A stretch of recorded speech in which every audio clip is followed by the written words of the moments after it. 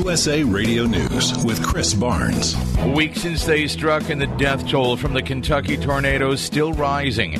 Governor Andy Beshear says it's now at 77. There is just one person listed as still missing. The governor is saying late last night that Kentucky is going through quite a lot, but it's not defeated or broken. And Senate Minority Leader Mitch McConnell, of course, represents his home state of Kentucky, and he was there yesterday meeting with local leaders in Bowling Green. They've got a system down that's absolutely spectacular. Somebody shows up with a chainsaw, with a buddy, pick a site, send them out, and it's been a remarkably well-organized cleanup and recovery effort. As it continues a troop buildup along its border with Ukraine, Russia is now demanding that Ukraine and other ex-Soviet nations be barred from entering NATO. This is USA Radio News.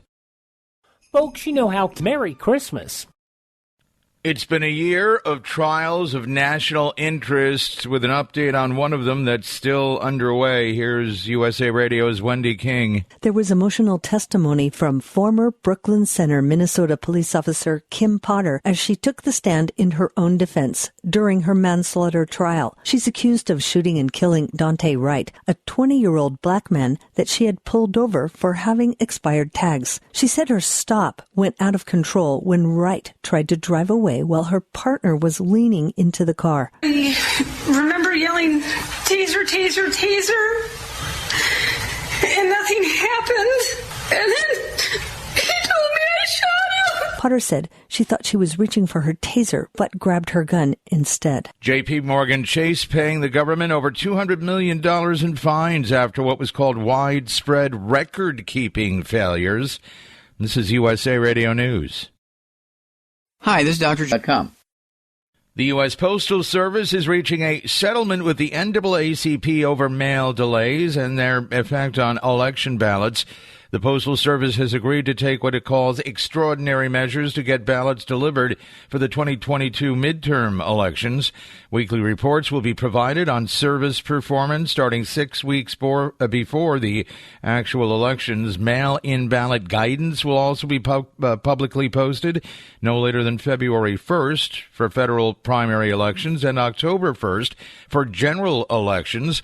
The NAACP filed the lawsuit in 2020 arguing that changes made in the delivery system made it unreliable and led to confusion before the election. Workers at the deadly Astroworld Festival in Houston might not be getting paid.